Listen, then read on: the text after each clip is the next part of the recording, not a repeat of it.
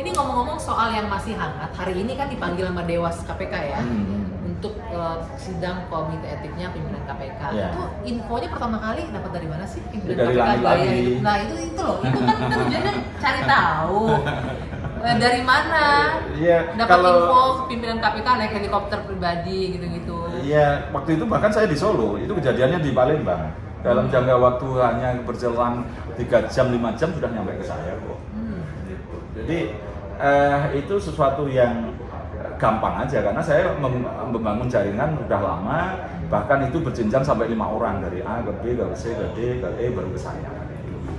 Jadi layernya berlapis kalau nah, saya selalu menjaga kerahasiaan itu dengan cara kemudian saya pindahkan ke handphone lain, saya foto, kemudian tidak bisa terlacak itu asalnya dari mana. Misalnya handphone saya hilang, kecuri orang atau disedot orang, itu pun juga sudah nggak ketahuan asalnya dari mana. Ketika saya menerima itu, saya buka, terus saya foto pakai handphone lain. Saya pinjam teman, foto dulu, baru dia saya buka, saya foto balik, foto lagi, ulang. Oh ribet ya? Iya, mau nggak mau. Menjadi kerahasiaan tadi. Nah, tapi pernah ada yang coba untuk mencuri informasi? Informasi kemarin sempat itu yang ya ada orang yang mau WA gitu, tapi kan kemudian ada cara 2 langkah itu cepet-cepet saya buat kunci 2 langkah ya cuma itu aja, WhatsApp aja enggak. Dan itu pun WhatsApp kan juga semua kalau toh data sudah saya keluarkan semua saya salurkan, kalau diambil orang pun juga tidak ada ruginya. Iya, ada isinya tapi kan tidak ada ruginya. Udah saya misalnya data ini sudah saya laporkan kemana, data ini sudah saya laporkan kemana, tidak ada yang saya simpen kok gitu. Nah Mas Boy, ini kan yang lagi rame selain kasus Dewas lagi jalan pemeriksaan ya, terus ada juga kasus Joko Chandra. Kalau nggak salah kan itu lengkap berkas soal jaksa pinangki Mas Boy memberikan ya. Nah, apa yang mengejutkan pertama kali ketika Mas Boy tahu soal fakta kasus Joko Chandra ini? Ya kalau terkait dengan awal itu kan sebenarnya kecerobohan lawyernya sendiri ketika ngomong bahwa ketika mengajukan PK itu memenuhi persyaratan prosedur yaitu melampirkan KTP. Nah, kalau KTP itu paling gampang itu aja. Tapi ketika itu saya belum berpikir ya ini anggap aja amatiran kecil-kecilan gitu. Tapi ketika dapat surat jalan itu baru kaget saya.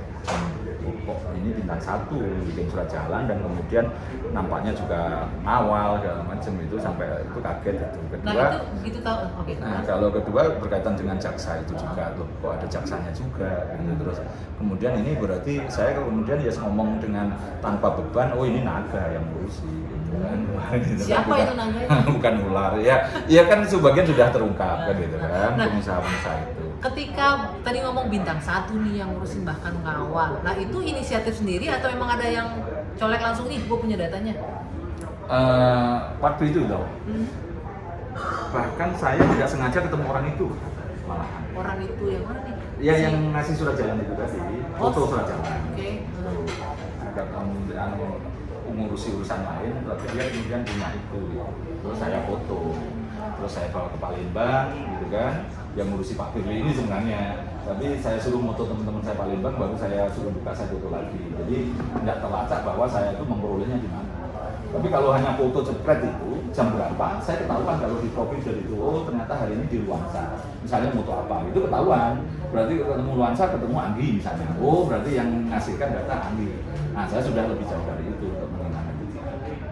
Termasuk untuk kasus-kasus yang besar-besar. Ya. Oke, kalau gitu Mas Boy, terima kasih loh atas waktunya ini. Tapi sekali lagi tetap nggak ada rasa takut ya, termasuk juga buat keluarga di rumah. Ada bahasa yang saya banyak yang bertanya, apa enggak kasihan anak-anaknya nanti kalau gitu.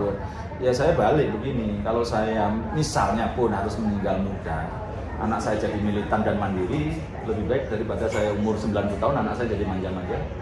Tapi ini kan soal pilihan.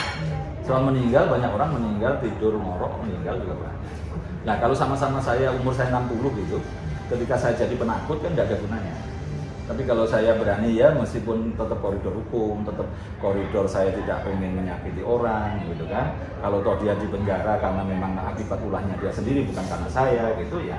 Artinya pada posisi itu kan rata-rata kemudian saya pernah sering gitu datang ke Sukamiskin ketemu orang-orang yang di penjara di sana, rata-rata welcome aja, bahkan ngasih data juga misalnya yang lebih kuat, lebih besar gitu. Karena nggak mau masuk sendiri ya? Iya, itu justru saya sering ke sana dulu sebelum corona itu hampir sebulan sekali absen ke Sukamiskin saya. liatin tuh masih di dalam apa enggak atau Ya, jangan enggak, ya ketemu orang-orang itu juga, minta data apa lagi, itu saya malah disambut. Setia Novanto aja kalau saya datang ke sana, ya hai aja gue. Tapi ada di sana. Ada. Ngomong-ngomong berapa paling tinggi yang pernah ditawarin ke Mas Boyamin? Dalam artian Ya puluhan miliar mencoba- tadi. Ada.